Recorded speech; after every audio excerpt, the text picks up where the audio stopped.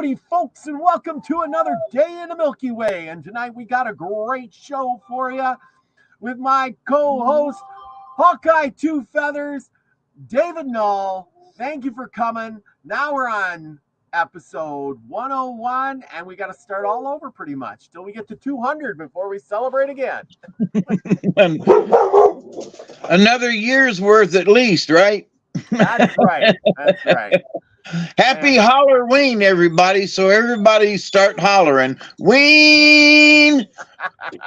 The dogs are barking and howling at the moon tonight. I know your dog's been making noise, and Duggar here, he's making noise. So before I get on, I start talking. He's always like, "What are you talking about?" Ooh, see how no. He's just laying there.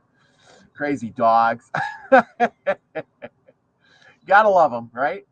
Yeah, gotta love them. Yes. Oh yeah. But anyhow, tonight we're gonna be talking about. I got some good stuff. You got well, how many stories you got for us tonight? We got 3 stories for tonight. So great. 3 stories. They're short ones, but so that's why we got 3 of them. That's right.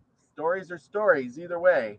But let's see. What do I got for you guys tonight? Well, since it's Halloween, I was thinking, well, do the Native Americans celebrate Halloween? Obviously not. Right? They were in dress all the time. And, I mean, that was creative. So I went for the creative part. We talk a lot about the Native Americans, and we try to represent them in the best possible way that we can. But tonight, I'm going to go back and take us back into history through our crystal ball called the internet, and through somebody called George Catlin. He was a painter. Has anybody heard of that guy, George Catlin? I think it's Catlin. Catlin? I think it's that. Anyway, let's see. George Catlin was let's see. What do they say about him? He traveled to the American West 5 times during the 1830s. Now, this was in the beginning before, the West was tainted. And the railroads didn't go that far west either. That's right. He was one of the first, the white man to go through there. He lived between the years 1796 and 1872, which were like the best years to catch the Indians in there. He lived like 70. He was like 76. I do have a picture of this guy. Somewhere here, and we're going to present that to you. Here's a young George, and here you go, young George Catlin. I think that's how it's spelled, Catlin. They spell it different. Some are spelled Catlin, and some are Catlin. So I don't know. But anyway, here's his young picture. As he got older, he went out west and he painted the Native Americans as he saw them in the best possible way when nobody else was out there. In the 1830s, nobody was there. Happy Halloween. Oh, Susie Q says, Happy Halloween. The time says yesterday at 10 p.m., but we are here. Oh, well, we're always here at 9 o'clock on Tuesdays. I don't know why it says 10, but oh well, here we are. The stream came up like always and said, show is ready, so I don't know why it says that or did that. So, sorry, Susie Q, I don't know why. Anyway. The spirits are fooling with us on Halloween. Yes, exactly. So he was born in Pennsylvania. He encountered trappers, explorers, and settlers. Let's see if I can do this. He explores and settlers and stayed with his family on his travels west. Kate was also intrigued by stories told to him by his mother. And her name was Polly Sutton, who had been captured by the Indians during 1778 Battle of Wyoming. We've talked about that. No, a Battle of Wyoming, like which a lot of people got killed there. Anyway, like his father, Catlin trained at the Litchfield Law School, so he was also fluent in law. So he was pretty smart. When he was 17, although he disliked the field of law, he admitted to the bar and in 1819 and practiced law for 2 years before giving it up to travel and study. But in 1832, he studied art, believe it or not, in Pennsylvania, something like a lot more. He's known for being a portraitist, making portraits of people. Okay, so his travels began in 1830 when he accompanied Governor William Clark. He went on a diplomatic mission up the Missouri River into Native American territory.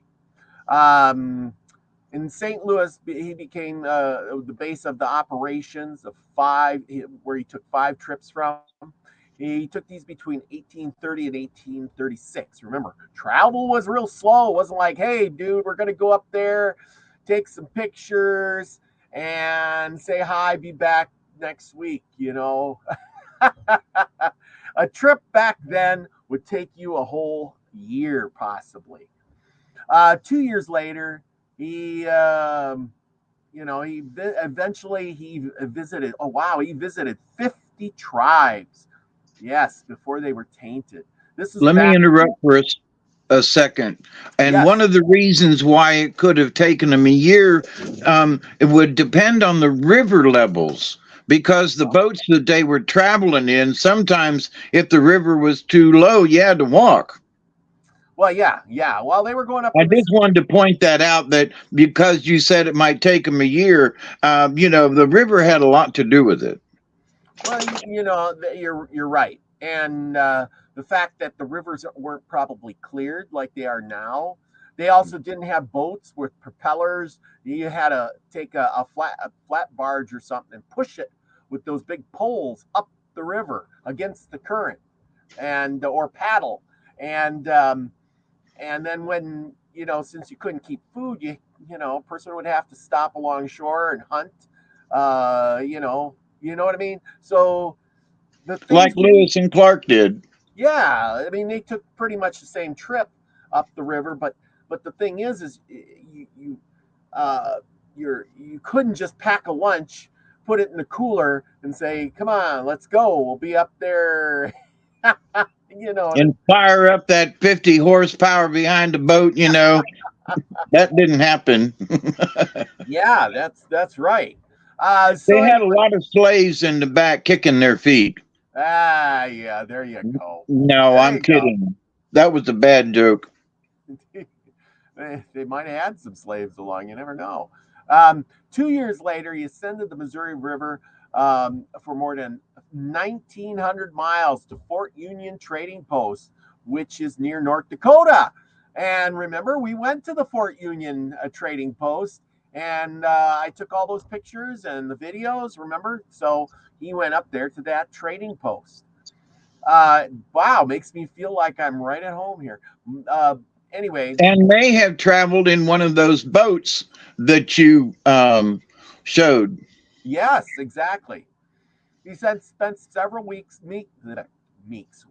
amongst the indigenous people who are still relatively untouched by European culture.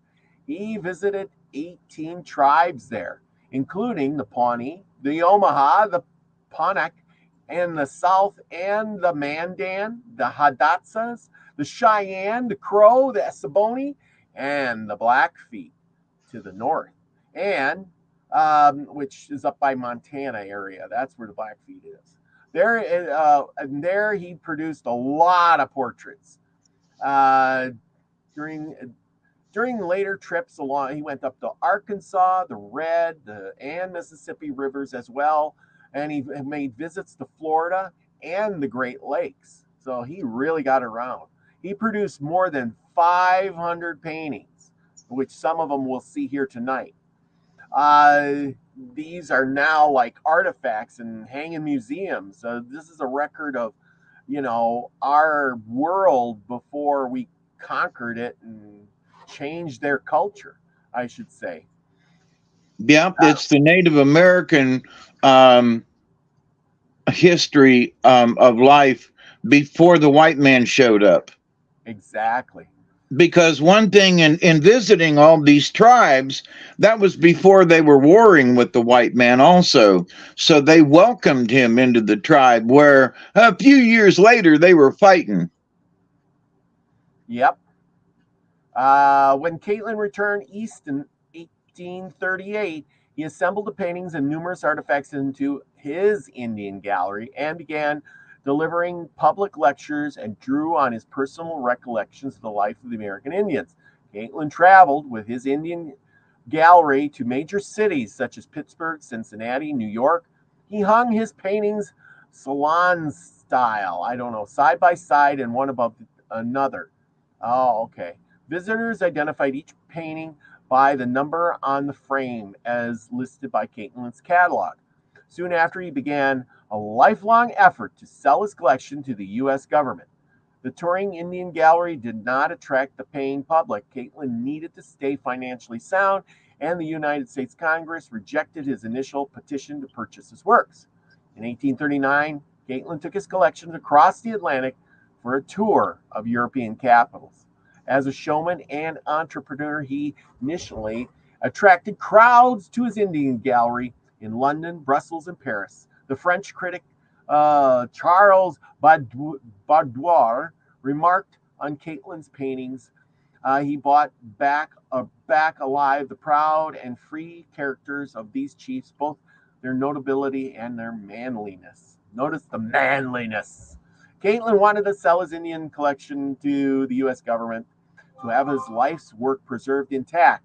His continued attempts to persuade various officials in the United States and Washington, D.C. to buy the collection failed. But in 1852, he was forced to sell original Indian gallery, now 607 paintings, due to his personal debts. The industrialist Joseph Harrison acquired the paintings and artifacts, which he stored in a factory in Philadelphia as security. Caitlin spent the last 20 years of his life trying to recreate his collection and created more than 400 paintings. This second collection of paintings is known as the Cartoon Collection, since the works are based on the outlines he drew of the works in 1830s. In 1841, Caitlin published Manners and Customs and Condition of the North American Indians in 2 volumes, which approximately 300 engravings. 3 years later, he published 25 plates, and so forth and so on.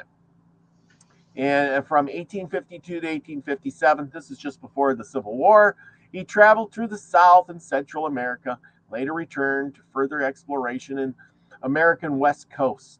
The record of these later years is contained in a book of the last rambles among the Indians of the Rocky Mountains and the Andes. I'm going to have to get that book. And My Life Among the Indians, paintings of his Spanish American Indians. And the Andes, did you say? Yeah, Rocky Mountains and Andes. This guy really got around, didn't he? Yeah, I mean, so that means he was all in South America. It doesn't say what countries, but so he was in the Andes. All right. So my point on that is that the some of the spiritualness that we've talked about that were in the Andes, and some of the cultures and traditions. So it wasn't just the Native Americans. He was cultured from the Andes as well. I think that's impressive. Just wanted to point that out. Yeah. Let's see. In 1872, let's see. In 1872, Catlin traveled to Washington, D.C. at the invitation of Joseph Henry. Remember, he's old by now. Yeah. And his first secretary of the Smithsonian. Until his death later that year in New Jersey, Caitlin worked in a studio in the Smithsonian Institute castle. I don't know if you've ever seen the castle there, but it's quite the thing.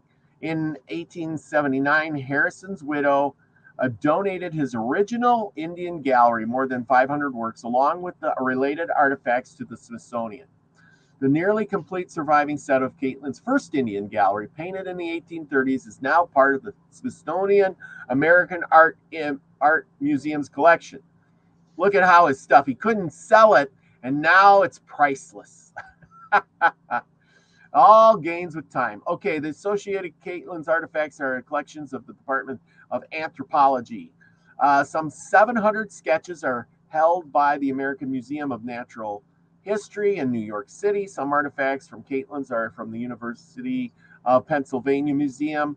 The Huntington Library in San Marino, California, holds up to 239 of Caitlin's illustrations of both North and South American Indians and other illustrative and manuscript material. Accuracy of some of Caitlin's observations have been questioned. He claimed to be the first white man to see the Minnesota pipestone quarries. The pipestone was named Caitlinite. Caitlin exaggerated various features of the site, and his boastful accounts of his visit aroused his critics, who disputed his claim of being the first white man to investigate the quarry. Previous record white visitors included Grosvenors, the Radisson, Father Lewis something something, Baron Lundafont, and others. Lewis and Clark noted the pipestone quarries in their journals in 1805. The fur trader Philander Prescott had written other accounts of the area. So anyway, after the sale of Caitlin's Indian gallery was rebuffed by the United States Congress in May of 1838, Caitlin felt he could find a more receptive audience in Europe. Yes. In 1871, after an absence of more than 3 decades, Caitlin returned to the United States. So he was out in Europe all that time. Wow. Anyway, let's see. And likely brought back, and Caitlin returned to the United States and likely brought back the painting with him. It resurfaced in 1957 in a private collection. Yeah. So anyway, wow. One of his paintings sold for $47,000 in May of 2000. The painting reflects a playful, quiet, domestically that contrasts sharply with American bison that thundered across the Great Plains of North America in the millions. The majestic, long-haired cat itself bears some resemblance. Oh, I don't know what that means. But anyway, we're going to go on. We're going to look at a bunch of these pictures of Caitlin's works. How about that? And as we go, I'm going to say hi to everybody. We got Jeannie's in the house, Musgrave Griffin. She says, I'm settling in for bedtime. I know. I'm sorry. You're going to miss all the photos.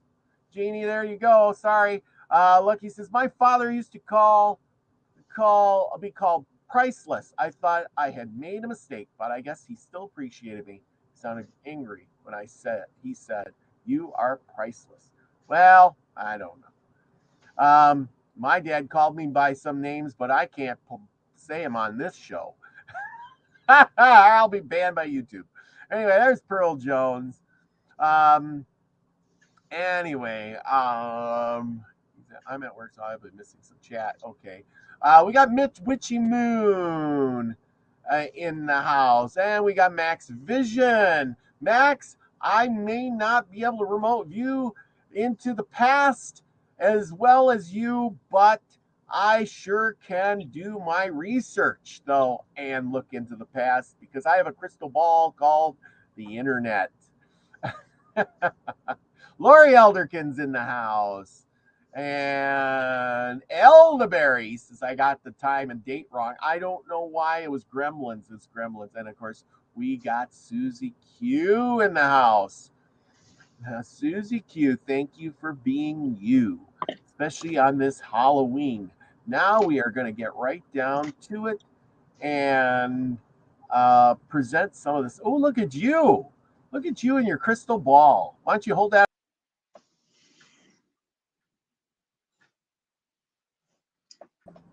Wow. What happened? Oh, there you went. You disappeared for a minute. I can do that with StreamYard. It's all dustified. Are you going to look into that and tell us our future? Yeah, I'll pull a card or two, but when you kept talking about crystal ball, I was like, well, I got one of those sitting right over here. So, Yes.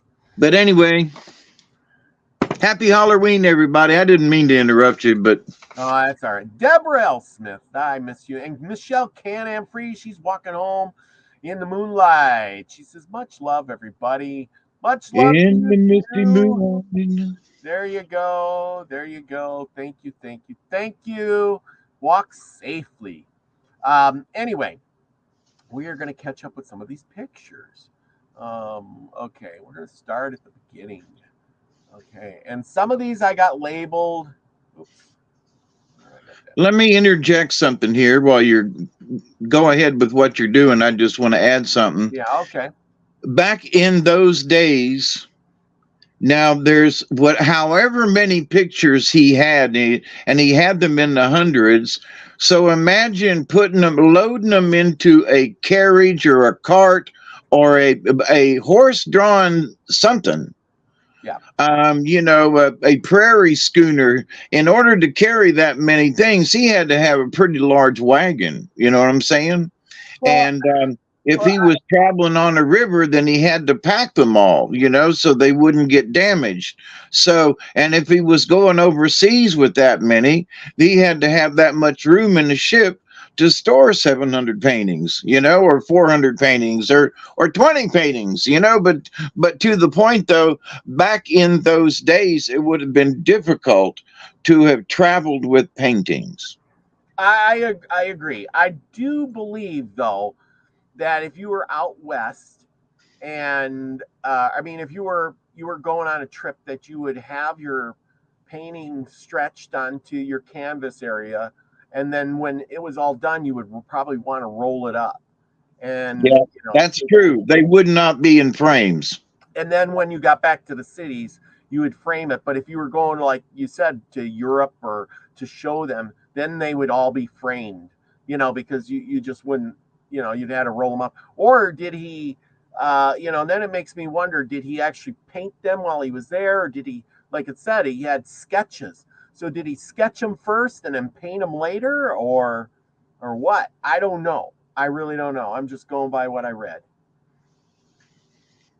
I'm not that into being an artist, so that I don't know how that you would do it. Would you sketch it? Because it talks about he made 400 paintings afterwards from his sketches. Right.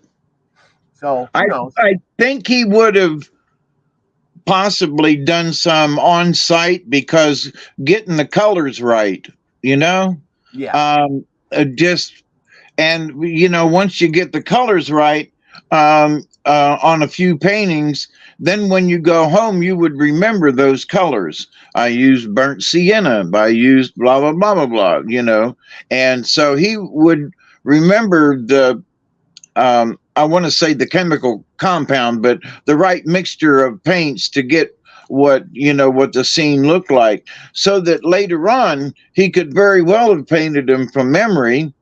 But I would think, and I'm just guessing, he would have painted a few of them out there because carrying them home after he painted them would have been difficult too. Well, like I said, I don't know. Like you were saying, did he go by himself? Did he go? Most of them guys never went by themselves. They went with a troop of guys. 10, 12 guys, 20 guys. Like Lewis and Clark. How many got? They just went there to map out the area and take a trip. And it wasn't just Lewis and Clark. How many other guys went with him? Right. There was like 15 other guys that went with him.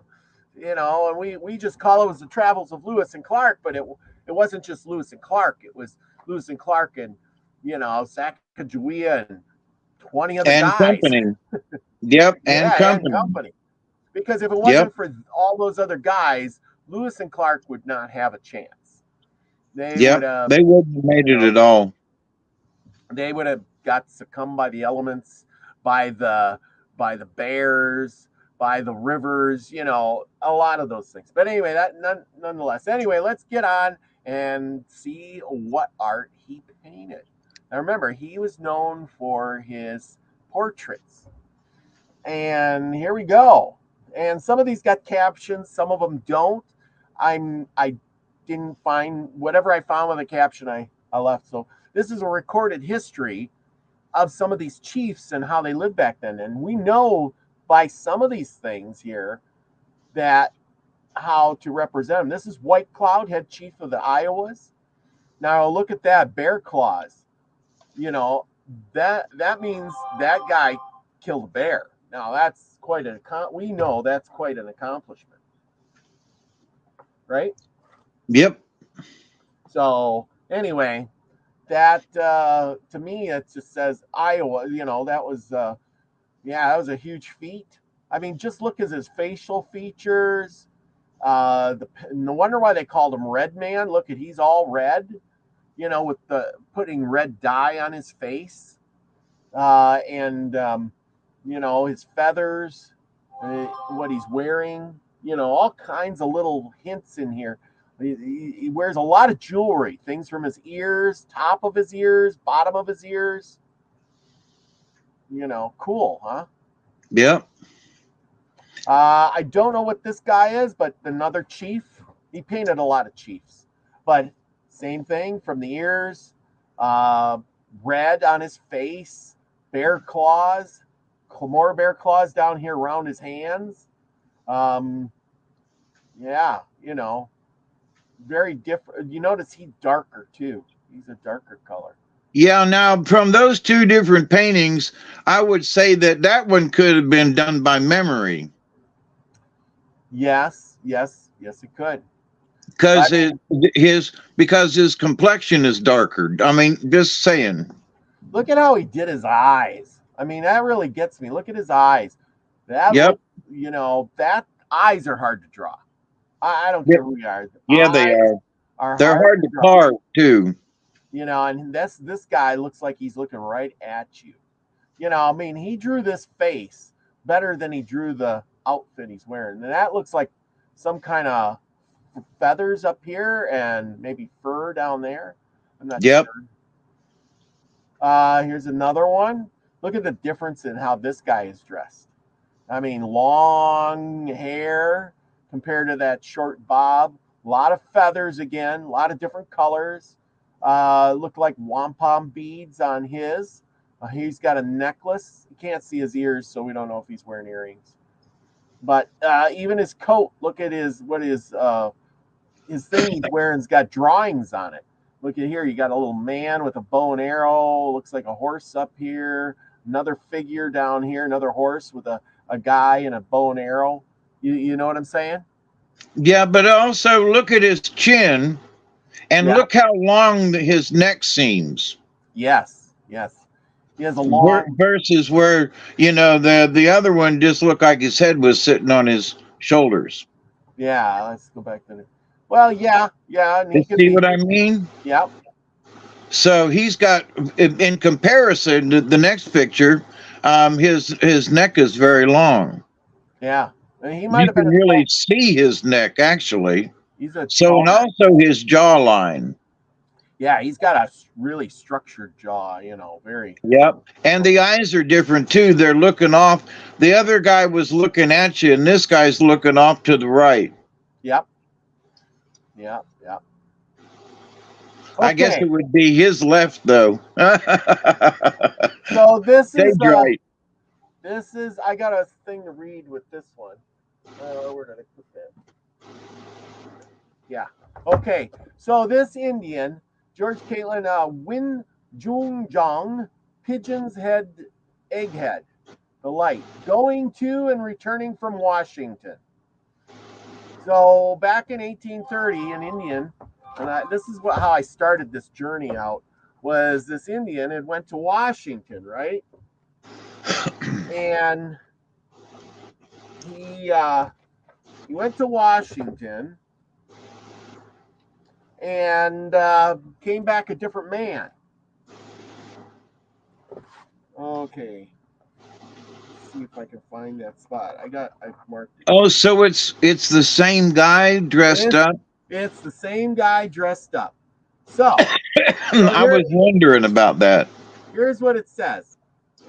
This guy, George Caitlin, a famous Indian artist, captured the results on canvas by painting a before and after portrait of the chief. Gatrin related the light's attempt to describe the sights he had seen to ever growing crowd. He told of the distance he traveled, of the astonishing number of houses he had seen, of the towns and the cities with all their wealth and splendor, of traveling on steamboats, in stages, and on the railroads. He described our forts and our 74 gunships which he had visited, their big guns, our great bridges, our great council house at Washington, and its doings, the curious and wonderful machines in the patent office, which he pronounced to be the greatest medicine place he had seen, the scent of a balloon from Castle Garden, the numbers of the white people, the beauty of the white squaws, their red cheeks, and many thousands of other things. Unfortunately, for the stories were so much beyond their comprehension that they could not be true. This is they told his tribe when he got back to his tribe. And he must be the very greatest liar in the whole world. His people's astonishment finally turned to fear and hostility, and he was murdered by a young Indian to rid them of this menacing presence. The administration's attempt to impress the Indians and their culture and might had worked in the extreme. Anyway, what does it say here? It says here in 1831, the Light, an Assaboni chief, came to Washington, D.C. as an official delegate and guest of the Secretary of War. He arrived in the capital wearing a buffalo skin robe, decorated with porcupine quills and fringed with scalp locks taken from the heads of his enemies. His headdress was decorated with eagle plumes, all benefited his stature. When he returned home in the spring, he was so transformed by his visit that his own people could hardly recognize him. He wore a beaver hat, a colonial blue uniform with gold implements, a sword, high-heeled boots, and carried a keg of whiskey and a blue umbrella and whistled Yankee Doodle. And there you go. That's the before and after pictures. Boy, did he get assimilated quickly. I know. Look, same guy came this way, ended up that way. Just tells you that American culture corrupts, and it corrupts absolutely. And they killed him right after he got home, right? Yeah, after he told his story, they Right. said he's the biggest liar in the world. Now here's the thing. This is what I was saying once before. Now the Indians, they didn't lie so much. They may have told stories of badger and beaver and coyote and whatever. But one thing they didn't do is lie about everything. They twisted the truth, but they weren't known as big liars. They're right. That's true, because to lie was dishonorable. Yeah. I had And honor, if you were chief, honor was like part of your deal. and I had a thought about this today. And my thought was, when you're out on the prairie, for instance, you're an Indian. You don't have anything. Anything you have, you make. You don't have, you can't go, you're not on TV, there's no YouTube. You can't be famous to more than your tribe. And the only way to impress your tribe is to be brave. That's the one thing that you can do to stand out in the crowd. And I thought about that for a long time, and I realized that, yeah, that's why the Indians admired bravery more than anything, is because that's the only thing that they could do to stand out, to hold close, to be famous to other Indians, to their tribe. You couldn't say, well, look at, I got a new car. I went out and I got me a new Mustang, or I bought a big house, or I bought a big chunk of land, or I, I, You counted coup, though. yeah, but that's exactly it. Bravery, Right. bravery, and getting, like we talked about, the bear claws, or catching an eagle to get the feathers, or any of those things.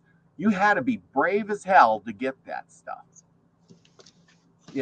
I mean, who kills a bear? A bear is, 1,500 pounds, mean as hell. It's got claws as big as your hand. I mean, could kill you in one swipe. And if you could kill a bear, oh my God, you must be the bravest man in the world. Especially back in those days. Yep. Yeah, because all you got is a bow and arrow and a spear. And maybe a knife, Maybe, yeah. And it might be made of stone and it might not. So anyway, Yep, that's right. It might be made out of flint. That's right. that's right. Anyway, okay, here we get going on some more of these. Here is Chief of the Blackhawks. And this was Blackhawk, the Chief Blackhawk. We talked about him before too. Here's a painting of the Matahopa, the Mandans. And there he is. You can see him in the picture painting the chief, and here's the group of Mandans. Now I bet you this was the best coat that chief had. He put all his good garb on, because the other ones are standing around, they got nothing on. Loincloths and some horses. Look at him go. Look at how he's dressed. Here, I'll blow it up a little more. He's got a hat and a coat. That's pretty cool. That's pretty cool. Okay. And of course, the Mandans were pretty much wiped out from smallpox diseases. Here's Chief of the Seminoles. This is what a Chief of the Seminoles would be. As you notice, he's got a lot of Spanish influence in him. Oh, yeah. You notice that? By this point in time, the 1830s or so, look at, he's wearing this, I don't know what you call it. A sash. Sash, that's it. A sash, that looks Spanish. Some metal, that would have came, he's got his hair up. That's he's got the clothing. He's got clothes that ain't deer hides. So he's got a lot of Spanish influence. You can see he's influenced a lot by trade from Europeans. Because go back to that. Okay. His clothes are made out of cloth, not leather. Yeah, that's what I said. He's you can see he's influenced by trade from the Europeans. Right. And I wanted to, that's what I meant. How can you tell it's because his clothes are made out of cloth and not some type of tanned material? Other people might not have known what you meant. Oh, okay. Sorry about that. Well, I just wanted to add to it. That's all. Oh, yeah. That's my job as your co-host. That's right. I'm just doing my job, Mr. Robert. Yes, you are. And then look at here. Here's a powwow thing. Remember these houses? These are wood inside, and they cover them with dirt. There's a hole, on top of the roof, and they look like they're having a whooping good time. Yeah, a very good time there. I don't know, a buffalo dance or something. Look at these, look like the buffalo. They're dressed up as. And look at these big tall sticks up here. They look like they got faces on them or something. I don't know what that would be, but that means. But heck yeah, sounds like fun. Here's another chief. You can see he's wearing some kind of medallions here. Also got earrings in his ears. A little bit different hairdo. Feathers, and it looks like he's got cloth too. Also, his face is painted red. Okay, so we got that. Another, look at his face, painted red again. But look at his clothes. Yeah, this is leather. Yeah, this is some kind of animal skin. Yep. Uh, this could be a buffalo hide. Looks like fur, and he's also got a little bit of wampum or something here with some feathers, um, earrings. Now, there might be somebody out there going, now, how would you determine, just looking at that little bit of black fur, that it would be buffalo? And here, this is the reason why it's probably buffalo, because you have to think of what animal has fur, what animal has long hair. Yep. And so it ain't an antelope, and it's not an elk, and it's not a moose, it's not a this, so what animals are left? Buffalo. That was in, especially in large quantities back then. So happy autumn to you too. More like winter here. Ugh, like it was like 1 below this morning. Whoa, we're going to get some cold weather here tomorrow night. It'll be down in the 30s, and Oh man, for us that's pretty chilly. pretty chilly. Get the wood stove out. Oh yeah. Yep. Now this guy is definitely influenced. Look at, he's got clothing. He's got a shirt, sash, shorter hair. You notice his hair is a little bit shorter. He's got all the makings of a lot of European influence. A lot of clothing, all clothing. Maybe he's got some here, but it's all clothing. Yeah, and the style is a little outlandish. Yeah. Spanish influence. At least. Yeah. And part of it, in a way, it looks a little French, but French.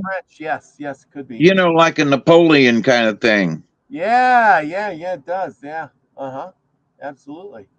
He has no earrings. Notice that? No earrings. Interesting. Okay.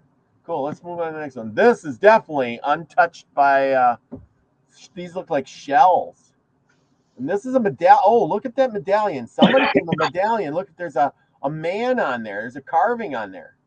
Yeah. That's a metal medallion. Look at that. I don't know what chief that is, but that's zoom back in a little closer. Oh, whoa. Back out just a tad. You see what looks like there, it looks like grass or something around his neck. And I was wanting to see if they were bone, because a lot of those necklaces that they wore were a bunch of bones hollowed out and strung together. Okay, I'm done. But look at that picture. Wow, you know what? Do that back in again. It looks almost Christian because of, is it the hair or is that a halo? No, it looks like a figurine. Like this is a silhouette. Right, but I mean, could it be a figure of Christ? Is what was getting at, or some kind of religious. Remember, some of these guys got medallions from George Washington. Right. That? Well, that's sort of what I was trying to point out. Is it a religious thing or is it? And from Washington, I would believe that. Yeah, because remember Logan had a big medallion on it, and it looked similar to that. And this looks like a shell, but this here looks like a medallion of a man silhouette. It looks stamped or engraved. Yes, exactly. Now he's got earrings. I don't know what tribe he is from, but you can see paintings on his arms. This is his skin, and of course he's got red all over him too. Hence the name Red Man. There's Chloe. Chloe's in the house. Anyway, working but listening. There you go. Slow checking out later. Oh, okay. Anyway, yeah, that's me reading the things. Where was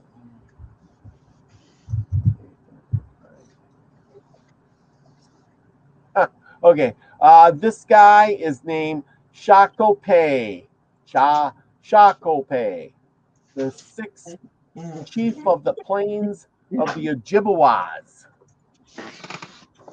Look at it. He's got drawings on his shirt too. Here's a horse. Now, we never really noticed that they had drawings on their clothes. You know what I mean? That's one thing I never paid attention to. He's got earrings on and he's got a buffalo robe. You can definitely tell that's a buffalo robe. And definitely a lot of drawings on his shirt. And some more wampum beads and stuff that go up and down his shirt. Very colorful. And I don't know what this is around his neck, though. It's like a choker, and some of those were made out of bone. Could be. How do you say that? Shah-Kope, the sixth chief of the plains of the Ojibwa. Anyway, okay, here's another one. I don't know who this guy is, but again, red painted face. No wonder why they got the name Red Man. Everyone's got a red painted face. And of course, he's wearing like a sash, and that's it. He's carrying some kind of stick. And zoom into his necklace for me, please. Okay, that's good. See, that's hollowed out bone. That's a bone necklace.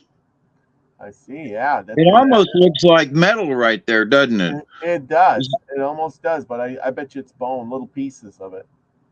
I don't know. It might be gold. Huh. This guy, this Caitlin guy, he really, painted a lot of good details. Did you notice that? I mean, yeah, I'm wondering how much artistic license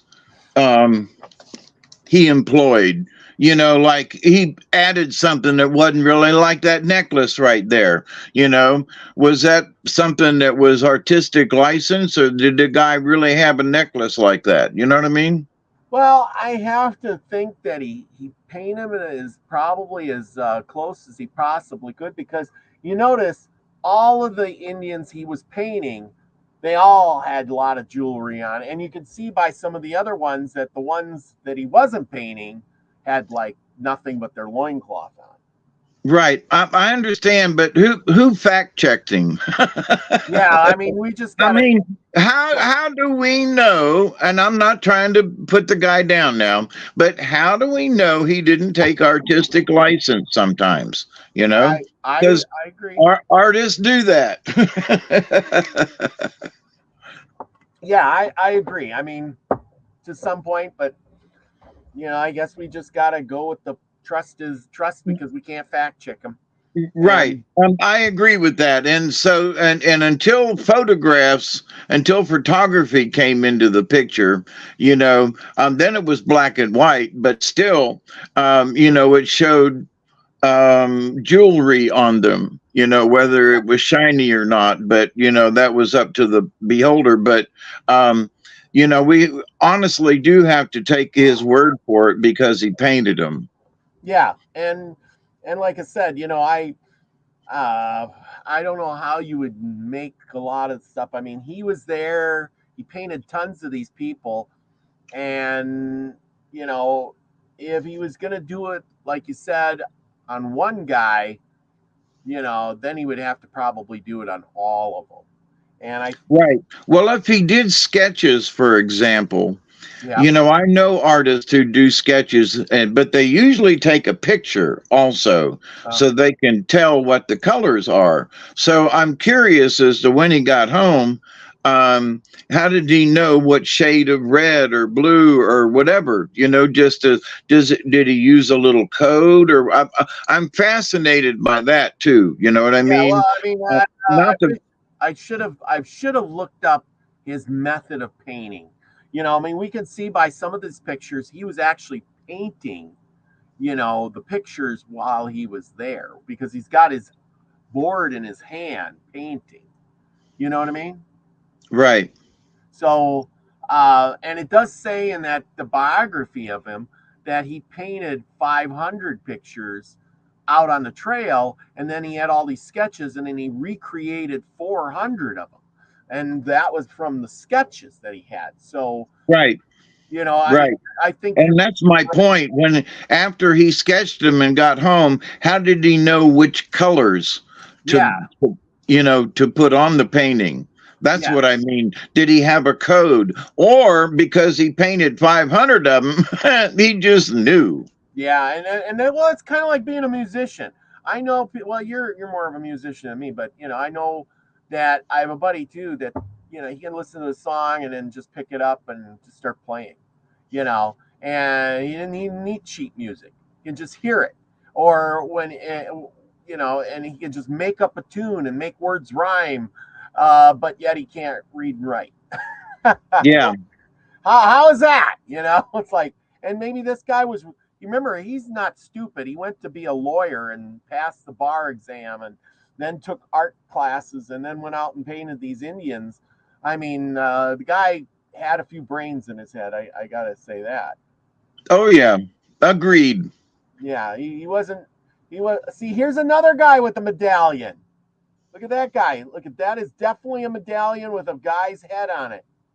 Does he have a hat on, or is that hair a wig? No, I mean on the medallion. I can't get up, but if you look at it from far away, it does look like a figurehead, a portrait of a Oh, what silhouette. is? Zoom back in. You can see it. Yeah, it looks like a head of a silhouette of somebody. Yeah, and he's wearing a collar. Yep, yep. His arms are crossed. Here's his So head. that's an engraving for sure. Yes, it is. Is where I was headed with that. Yeah, this is Big Elk from George Catlin of 1832. Notice how dark his face is. I mean, we've studied enough of these guys that we do know that, and who knows, maybe on his trip out there, he was given these medallions to these Indians. You never know. Yeah, that might be true. He did go. Let's see here. Caitlin went out there. He didn't go by himself. Remember, he went on Caitlin his travels. Yeah, here. He went on his travels with the governor, William Clark.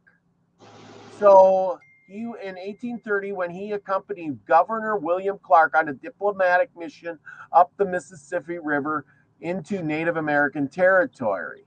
So maybe it was the governor going from tribe to tribe, giving out these medallions. And you know how those in natives were like those, new jewelry and stuff. They were probably thrilled to get one of these, going like, "Oh my God, look at that, something that I never had before." You know what I mean?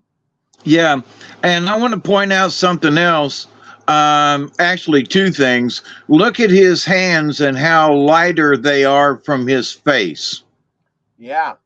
Now is this? So I'm wondering if he's got some kind of face paint on that's darker than his skin. That could be. The other thing is, look at the blanket that he's holding. That looks like a blanket, not a. It looks like cloth and not No, not a no, tanned hide. that's the tan. That's the tan hide. You can see the that's the back of the buffalo robe. I can't see it well enough. It's a really small picture. Oh, okay. Yeah, because Or is that a head right there at the bottom? What do you mean? The bottom? No. This is the. No, this zoom here into is- right there. That's a mouth. No, That's a the mouth. edges. Well, That's his nose. That's a nose. That's the mouth of something. I take it back. That's not a piece of cloth. Yeah, that's his mouth right there. Like a fox or something. Yeah. Or maybe a coyote. That's his mouth. Yeah, Wow. that's what I mean. That looks like a tan hide because you can see the fur off the edges of the hide here. Remember, and we learned from that one guy, on what the hell guy, the guy that I kind of taped this year. The Indian guy. Yeah. He was talking about their dress like this, and it was the in style for the Indians when they made these robes to wear them with the fringe hanging off, as they cut through the mouth, the nose, the head, and then wore it just like that. You know what I mean? Yeah. And that was their thing. So anyway, yeah. So kind of cool. But if we blow it up and we get in there more. See, he's got a lot of jewelry on too. You know, here's beads. I don't know, some kind of necklace. Looks like here's some kind of claws. More earrings. They did put a lot of earrings on. Look at that.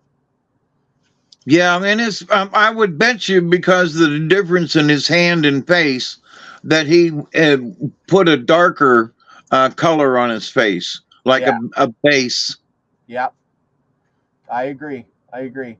And his tomahawk here, now that's a metal head. That definitely looks metal, doesn't it? Definitely looks like I a don't metal know. head. Zoom in a little closer because you can tell.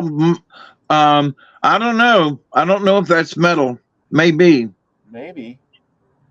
I don't know. It's an interesting design. It looks like if you used it once or twice, the head would come right off. But anyway. Yeah. So I'm saying that it looks more ceremonial than actual, practical. Yeah. This guy, he's definitely ceremonial. I mean, you can Yeah, see. he looks like a medicine man. Yeah, and here he is with a staff, a shield. Looks like he's got a coyote head on. Here's another animal just hanging off of him. You know, a lot of fringe. Yeah, he's scary enough. He's all dressed up for Halloween. Yeah, buddy. And here, a conversation with Mona. Mona. Anyway, this guy here, look at how he looks tall. And he's got some breechings on, probably made of leather. A lot of colorful, big headdress, a lot of feathers in his hair. Stern face, got his woman along, got moccasins on. Bow and arrow this guy's carrying. He's got his tomahawk with him. And he's got a bunch of shells or a medallion. Look at, he almost looks like he's got a medallion too. Anyway, here's a good one. Fires across the plains. Everybody on their horse running for their lives. Here's a guy with a chiseled face. Tikonitu, stone with horns, a chief. He's got a medallion on too. Look at his medallion. I bet you these were all given by the governor. How much you want to bet? You know what I mean? Yep. So he's got the same medallion on. And earrings, tomahawk, I assume. He's got cloth. This is cloth. That's definitely cloth. Of course, he's painted red too. Definitely the red man. You're a Choctaw Indian. Definitely. Hang on a second. I just had a thought before I forget. You know, they might have been simply a silver dollar that they gave them and they wore them then as a medallion. No, that's way too big. A silver dollar is only yay big. That would have never showed up. Never. No, silver dollar is really, you think it's big, but it's really small. It's really small. This guy here, this is a Choctaw Indian. Choctaws are down by your area, isn't they? Yep. See, you can see the Spanish influence on this. A lot of clothing. Spanish or French, or I'd say Spanish. A lot of sashes going on. The color blue was more prevalent, I say, to the French. And the Choctaw, being down here along the coast, would have had a French influence, especially, from New Orleans. So not to say that it isn't Spanish, but it just looks more French to me. Yeah, could be. I ain't gonna argue with you. Let's go to this. Here's another Choctaw. And he's got his peace pipe in his hand. Yeah. There he does. He's got a fan and another sash around his waist. Definitely a different look and shorter hair. You notice these Choctaws got shorter hair. He's got. Well, it could be that it's pulled back like I've got mine pulled back. Oh yeah, it could be. you've got a band on your hair, and it appears that you have short hair. That could be. Definitely. Could Mm, be. could be. I can see. This is Choctaw. This is another one. A little more darker complexions. A lot of Yeah, well, that's because of the black slaves from down here. That's a mixed marriage there. definitely, definitely does. Um, Also, a lot of clothing too. This is a lot of influence. This is definitely all rawhide, and she's got Yeah. long hair, and yes, a lot of beads and stuff, earrings, and yeah, this is definitely. Look at her dress; it's really decorated, decorated, decorated, decorated. Okay, who do we got here? Two Choctaw Indians. Yep. Look. Oh yeah, you're right. Look at this guy. He's got looks like he's got a bun in the back. Yeah. Yep. There you go. Well, some of them did have short hair, but I do have my hair, tied in the back. So Yeah. Well, it does look like he has a bun of some sort there too. So, Choctaw lacrosse player. Huh.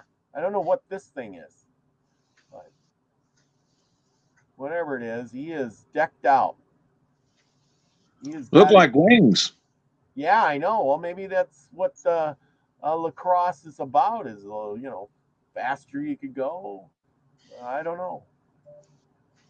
These look like more lacrosse players. Definitely painted up for their, for their day. Look at they don't have moccasins on. Light, light duty there. Yeah, so they could run. Yeah, definitely. Just, just their thong thing on. They didn't have spandex. Yeah, here's one. Bears heads. Definitely made up to, this was a Mandan Indian dance. Bear's claws. Yeah, definitely, definitely. They've all got ankle things on too. Yeah. Oh, I already did that one. I don't know who this is, but there's another. Look at their headdresses. Holy cow. That's crazy. Buffalo in the background. I want to point out something. Yes. Um, there, it's called regalia, and so they don't wear those things every day. So Yeah. the things that you see are Indians, tribes who've got together for some kind of little special meeting. So they put on their Sunday best, but they don't wear those headdresses every day. They may wear some of the feathers, but it's uncomfortable to wear that stuff every day. It gets in the way. Yeah. And if you're working on a hide or something, that stuff and you don't want to ruin it because it is sacred to them to wear their regalia. So that one picture of the girl, a couple or I was assuming it was a girl, that was in the white buckskin. That would have been something that, she might not necessarily wear every day. Yeah. I They agree. had they had work clothes or utilitarian outfits, and they treated their regalia literally like a religious thing. Yep. Because Here's I've one. got regalia and I keep it upstairs, and it's Oh yeah. so. But anyway, Oh yeah. You want to keep that stuff good. Here's another one with a big medallion. It's the same medallion. Same thing. So this must have been on his first trip with that governor, and the governor was giving out these medallions. I'll look that up and research that a little bit, but I bet I'm right. That's that governor. But here's his war club. Look, it's got a big pointy on this end. Well, that thing hit you, kill you dead. But anyway, he's painted red too. No you'd wonder why. forget you'd Huh? forget who you was if you got hit with that. Yeah. Well, I tell you what. See, no wonder why everybody thought they were redskins because look at they all dyed themselves in red. For these pictures anyway. These guys, I don't know what tribe they are from, but they're decked out, bow and arrows, spear, things like that. There's But another the one that, two guys were wearing breeches that looked like cloth. yeah, So, that could very well be, Spanish or French influence. well, could, yeah, that's for sure. Because Here, up in the Northeast, there was a lot of French and English where that didn't have the same in the Southwest. yeah, this is the Sacs and Fox Chiefs. That would be like Iowa, Wisconsin area, Illinois, that general area. And look at him; he looks a big bruiser of a guy. Look at his arms, how thick they are.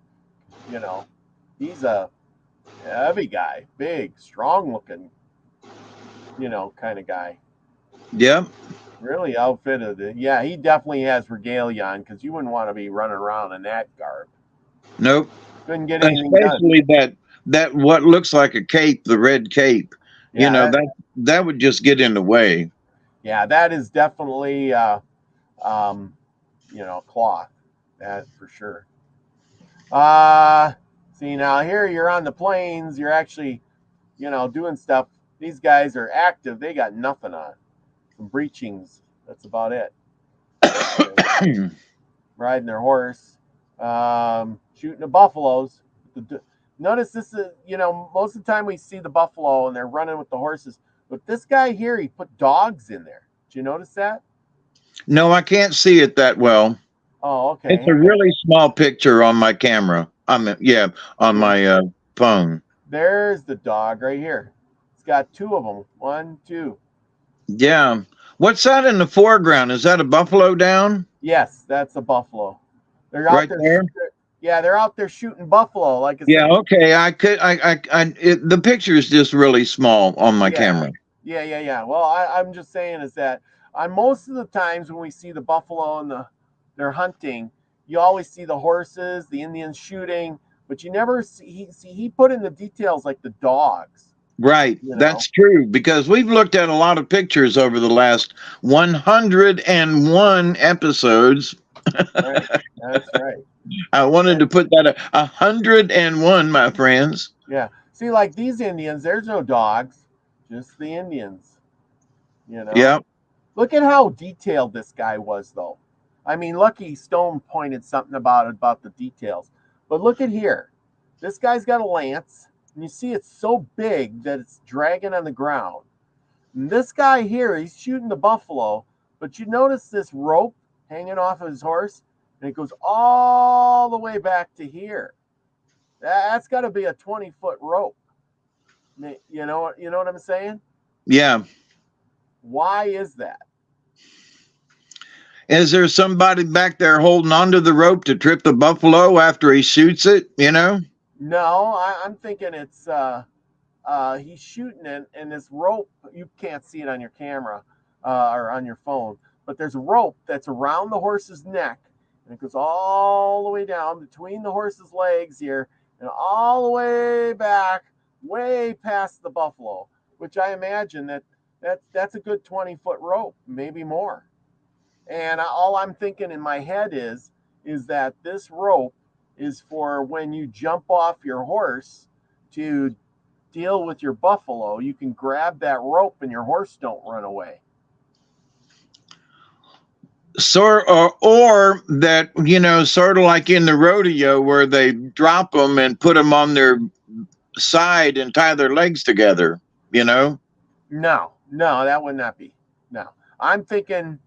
I mean, I know horses quite well, and I know when I had a horse that didn't come or was hard to catch, I would put a rope on it so that even though that it was 10 feet away, I could walk up to it. And, that horse would let me get close, but never let me touch it. But if I had that long rope laying around or on the ground or dangling, I could grab that rope. But I'm amazed that he put that detail in there, with this long rope. You know what Right. I'm saying? And you can see that long rope that doesn't go onto the horse's head like its bridle. It goes around the horse's neck. It looks like so. I bet Yeah, you and that's I can't see that. So yeah. I'm sorry you can't, but the yeah no, that's all right. One of it's these days I'll get my computer fixed. yeah. See now here these guys are shooting their buffaloes. This guy's horse got trampled by the buffalo. This guy here is jumping onto the buffalo and the horse at the same time. Oh yeah, this guy here is shooting his. Yeah, this is the crazy times. Um, Wait, go back. Look at the detail of the hill in the background. yeah, there's more buffalo back there. Oh, I know. Zoom in. Isn't there a guy on a white horse? yes, this guy on a white horse right here. Yeah, straight in the back. I mean, Yeah, right there. yeah, okay. Oh, something I wanted to point out. I don't know if it was on the last one or the one before. How green the grass was, and Yeah. even in the background. It was almost like it was the same color green everywhere. Whereas some of these other pictures are there's green and brown and there's differences in color in the landscape. Well, see, like in this one up close, there's even flowers of some sort. You Right, can't probably see them, but look at he put flowers here. There's flowers. right. That's what I'm saying. The picture back a ways, it was how green the grass was. Yeah, yeah, definitely. Okay, this is Comanche Indians chasing buffalo with lances and bows. Now, see, look at the landscape there. How much more brown and tan versus green. Definitely is. Which would account for a different season. If it was real green, it would have been after some rain showers, probably in the spring. Whereas the grass, the way it is there, would suggest it's at least summertime and maybe into the fall. Yeah. Um, well, that and the landscape is different. You know, the Comanches live down in the Texas area, and Right, all the way up and towards Wyoming, and you know the terrain there is a lot different, more hilly, you know, a lot of trees, kind of like this. You know, the grass doesn't grow quite as good, and after like even here in North Dakota, after usually after June, all the grass turns brown. right. That's what I mean. You know, it would help you show what time of year it was. Yeah. So, oh, there's George Caitlin as a young guy. There he is painting. See, like I said, he must have been painting, because see, he painted pictures while he was there. Like I said, I just wonder how many. See this guy. See, you can see here's that medallion again. Look at this guy here. He's got. There's the medallion, real close up. That's definitely a medallion of that same medallion. I don't know what it says on there, but I mean, he really put in the words and everything, so it's pretty good size, right? Now this guy looks like he's definitely got French influence. Yeah. You know, some kind of cloth. His clothing is cloth. Yeah, I don't know what kind of Indian he is, but look at his ears. He's got big, heavy things on his ears, and even his nose. Yeah. Uh, Nico Man. The answer, second chief. There you go. UG Jock, Pelican, boy in 1845. He's got a Zoom in medallion. on him, will you? See, he's got a medallion on too. Yeah. And I was trying to look at the necklace. It's not quite a choker. Yeah. You know, who knows? Maybe Caitlin gave these medallions to the Indians for painting them. I don't know. I don't know. Here, this is Kohi Koihajo, Seminole Chief. Oh, Kohicha. Oh, Hajo. Hajo. Something like that. You say it better than I do. You see, wait, go back, please. Yes. See the ruffles around his cuff? Yep. French. Yes, definitely. Well, and yeah, he's Seminole. That'd be along the coast. Yep. He would have had that influence. Yep. Notice he's one of the only ones here we've shown that is actually holding a gun too. Oh, I couldn't see that. Yeah, he's not holding that. They A ain't flintlock. tomahawk. Yeah. That's a flintlock gun. Yes. So And he doesn't have any jewelry on. no, he doesn't. Good observation. He's got a scarf on, but Yeah. he doesn't have any, but zoom in for me. He doesn't have any earrings either, Nope. nor medallion. And that almost looks like silk because you can see on the bottom right of that thing where the sash is, you can see the sash through the cloth. Yes. Yes, you can. Yeah. So that seems to me would be like some kind of silk. Yep. I agree. I agree. So anyway, but to have silk back in those days, it was like money, money, money. Silk is still expensive, but that was hard to come by. So Yeah. that would, in my opinion, the silk is his jewelry. Yes, I agree. Here's a guy. He doesn't have much clothes on at all. Lacrosse player. That's it. These guys lacrosse stick in his hand. Here's a mama and a baby. Look at the baby's head. Looks like an old man almost. Yeah. Okay. Get through some of these. He's definitely got shorter hair. Look at that. He's definitely. Yes. And it looked curly too. Yeah, it did. Here's this is Kianuka. Kinahuka, the foremost man, prophet of the Kickapoos. Kickapoo Indian. This is Ojianaha, woman who lives in a bear. Lives in a bear. Woman who lives in a bear. She does. She looks like she's got. I don't know. Yeah, I don't know. Anyway, because of her. Yeah, she looks like she has slave in her. Yes, exactly. Exactly what I wanted to say. Her cheekbones. Cheekbones, yes, and her nose. Now this guy here, one horn, head chief of the Minneconkoju tribe, Teton, Dakota. Never heard of the Minneconkoju tribe. Minneconkoju tribe. Anyway, but see, the thing is, you'll never hear of these Indians. If he didn't paint them and categorize them and stuff, we'd never have heard of these people. That's right. And the fact that he painted them, they live on in memory, in infamy as far as the painting is concerned, Exactly. That's a good thing. And unfortunately, there are a lot of other paintings and things that are just like down in the archives. They don't have enough room to show them all.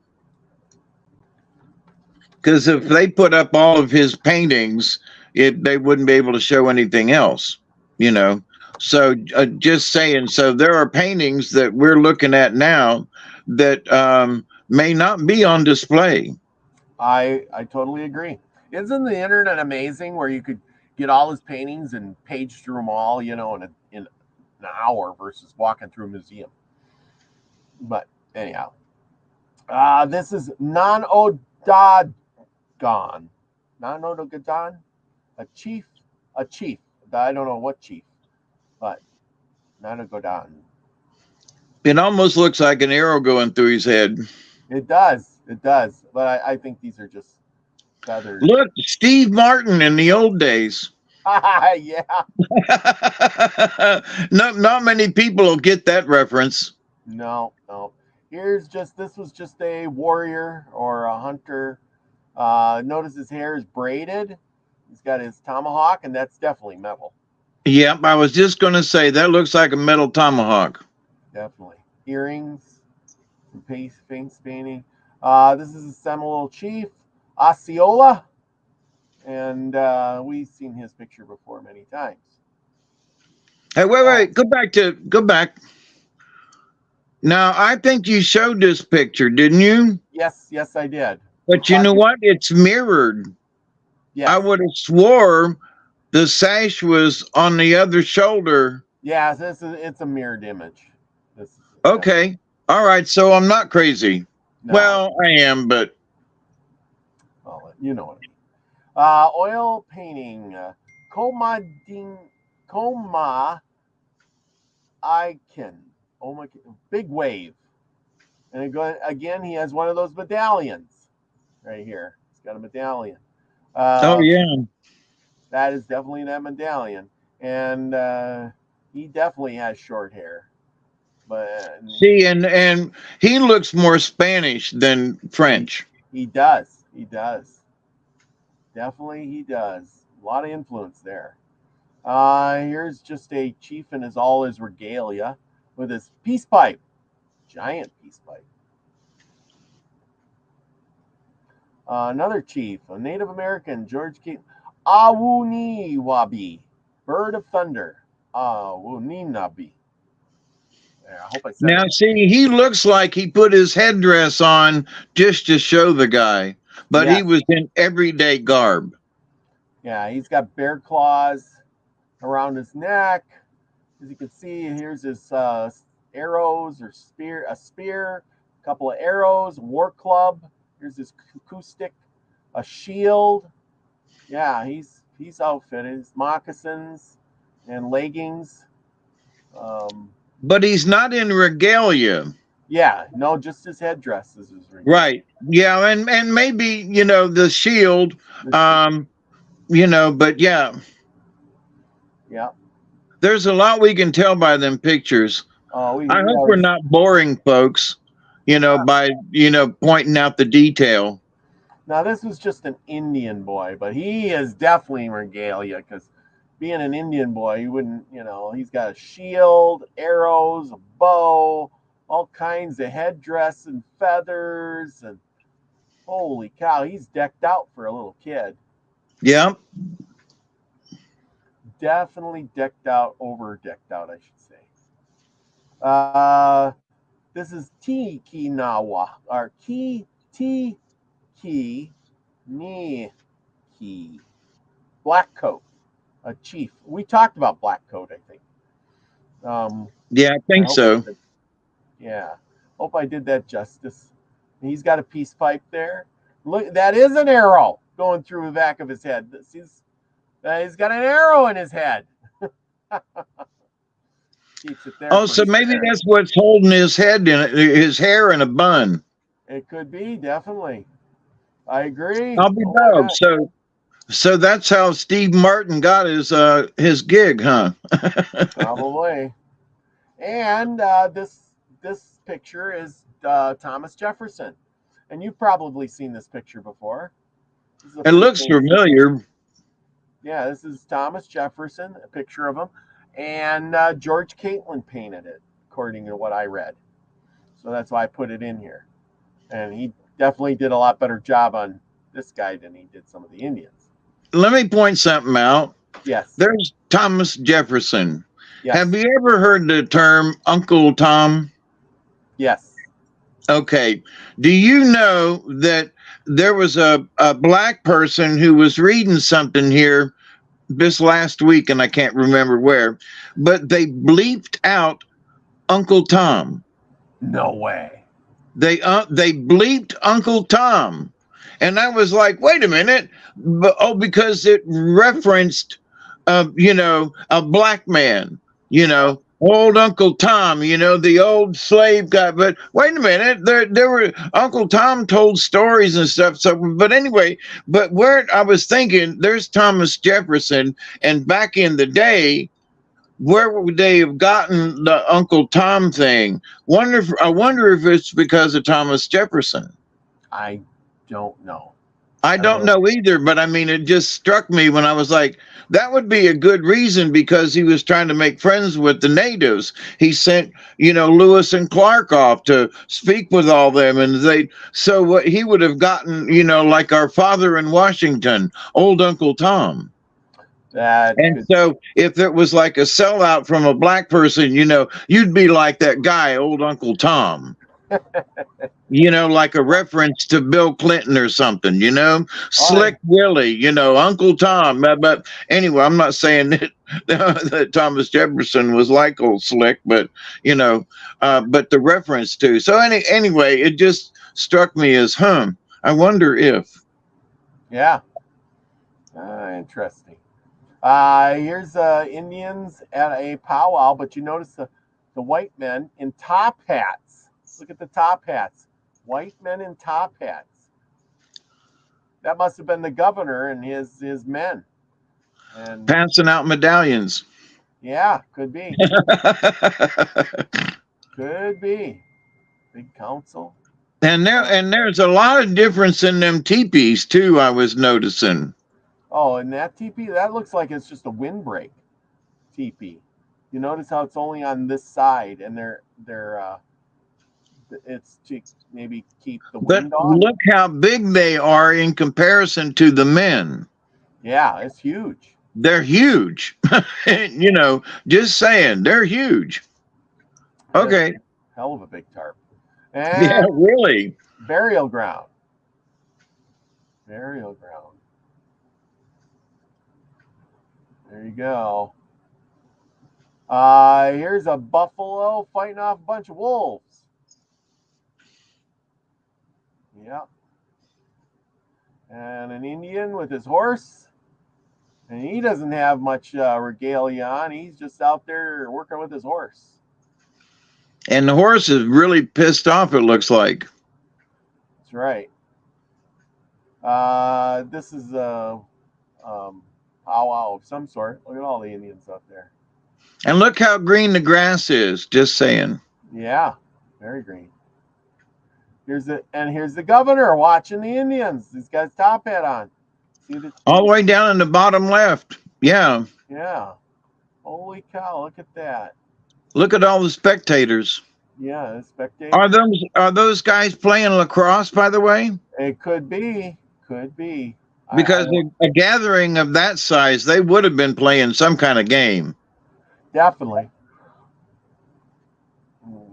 Here, Choctaw woman. Look how plain her dress is. And look how flat her nose is. Yeah, really. Another woman. And I think that is the end of my presentation.